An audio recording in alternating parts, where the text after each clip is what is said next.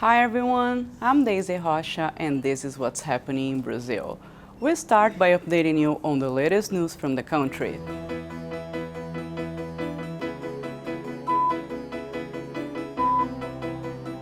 President Lula has canceled his trip to Russia following medical advice after a domestic accident. Last weekend, he suffered a head injury and was hospitalized. Instead of attending the 60th BRICS summit in Kazan, Russia, in person, Lula participated via video conference. During the summit, he advocated for taxing the super-rich, fighting hunger, criticized Israel's action in the Middle East, and called for action against climate change. This week, Brazilians in 15 state capitals will return to the polls to choose their mayors in the second round of the municipal elections. In Belo Horizonte and Goiânia, the candidates who came second in the first round made a comeback and now are ahead in the latest polls. In Belém and São Paulo, the candidates who finished first place are ahead in the race. Regarding São Paulo, current right-wing Mayor Ricardo Nunes leads the polls against left-wing candidate Guilherme Boulos, backed by President Lula. The recent blackouts in the city seems to have had little impact on voter opinion. This week, the trial of mining giant BHP Billiton started in London, UK. The case addresses the 2015 Samarco dam collapse in Minas Gerais that killed 19 and unleashed toxic mud, destroying villages, forests, and rivers. Among the plaintiffs are 46 municipalities, Quilombo communities, religious institutions, and the Krenak indigenous people. The lawsuit seeks over $46 billion for more than 500,000 victims. Brazil is gearing up to host the G20 summit this November in Rio de Janeiro.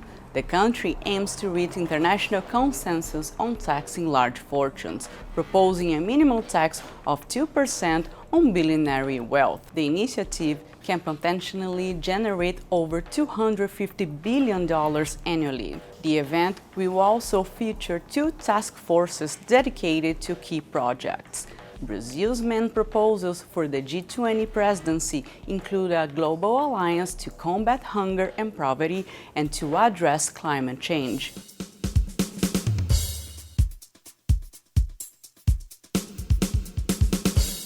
In today's story of the week, you will see how the city of Porto Alegre is doing 5 months after the historic floods hit the state of Rio Grande do Sul. Residents and business people in flood areas complain of government neglect and fear more floods. At the same time, dikes, floodgates, and pumps await renovation. 5 months have passed since the worst tragedy in the state of Rio Grande do Sul. Its capital, Porto Alegre, still has a precarious flood protection system. But this isn't the only problem in the city, which continues to live in constant fear of rain and flooding. The problem here, which you already had but worsened after the flood catastrophe, is the sewage. When there is rain or when the weather changes, we become afraid, we become worried, thinking, my God, it's going to rain and it's going to flood. Lidiane Machado is a trader and community leader in a village near the entrance to the city in the Humaitá neighborhood. More than 160 families live in the Casa de Passagem Carandiru. Lidiane says that heavy rain in September made the residents relieve the trauma of the flood. It flooded here too. The houses were here where we are. I've already had to put the furniture up because that's my business now. After the disaster, I lost a lot of things. Here, I used to have a freezer. I used to sell bread, and there was an oven there. Everything became garbage because nothing could be used. All the families in the village are registered with the federal government's housing subsidy program, known in Portuguese as Compra Assistida. Around 40 have already signed the contract and will move in by 2025. Until then, they ask the city hall to clean up the sewage that flows back into their yards and houses. My house is totally flooded, from the facade to the yard. My closet will be ruined because of the water and sewage. Feces floating around, garbage, stink. You have to see the stink inside my house. I can't even be in my own house for longer. I'm begging them, for God's sake, to come and do something for me and everyone. It is sad to arrive home, eat surrounded by this stink, and sleep with it. If there is no fan, the stink is unbearable. We've already called city authorities, DMA. We've already sent it to the office of a city councilor who claims to be from this very community, but we're still waiting. All they say is that they will come here and that we have to wait. At the other end of the region, known as the 4th District, is the Floresta neighborhood, which, in recent years, has seen an increase in the number of bars and cultural establishments. Today, amid the fluid marks and difficulties in obtaining financing, entrepreneurs who have managed to restart their businesses are asking for support from the government, as in the case of the Jardim São Geraldo bar.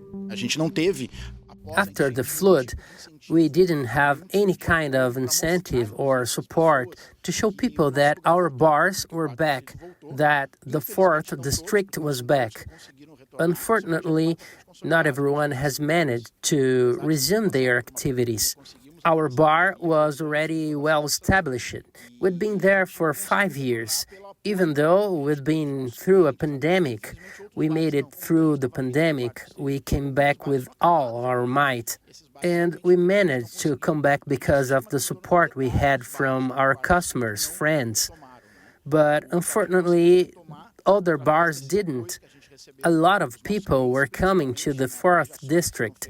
So many bars had just opened. Those bars, unfortunately, didn't make it. We estimate that around half of the bars in the 4th District didn't resume activities. The pumping stations that drain the water in the region when there is a flood have been repaired but are awaiting renovation, as are the floodgates that prevent the water from the WHIB River from invading the city's central area. Alessandro says that the delay makes business owners apprehensive. And here comes a huge concern. The pumping station would be the main point. We can no longer understand why they aren't prepared for disasters. On October 15th, the city government announced that it had officially hired a company to carry out a 15-month consultancy on the existing flood protection system and studies on the southern region of the city, which has no protection. Until the conclusion of the analysis, the fear of another flood hangs over the population of Porto Alegre.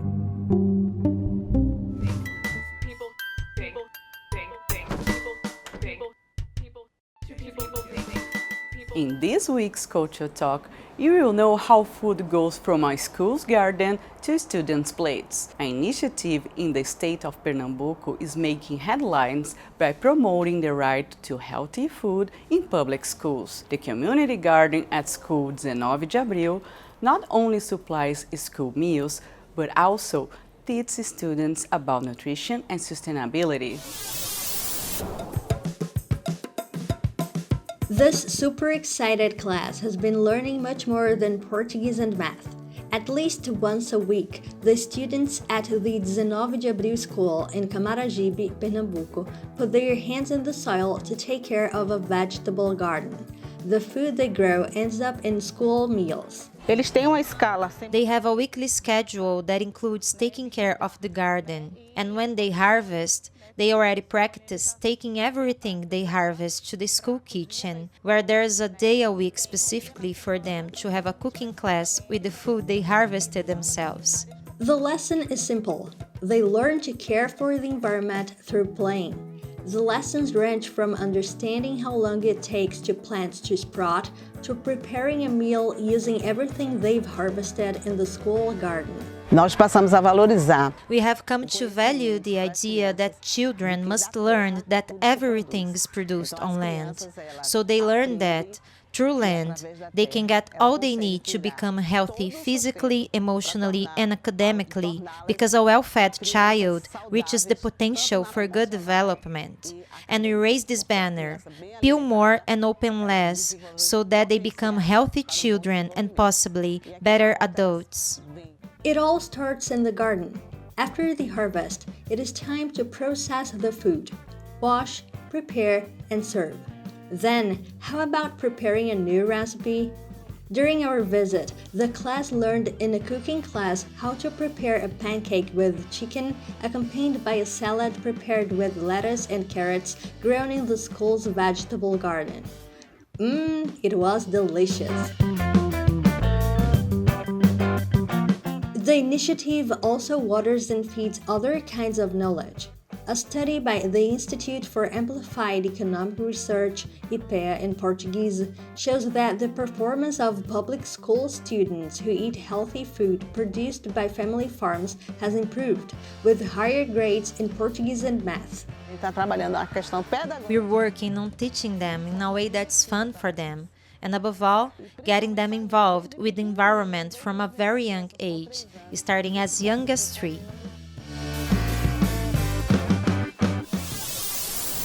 Did you like the show? So hit the like button and share it with your friends. Don't forget to subscribe to our channel to receive notifications. We'll see you next week.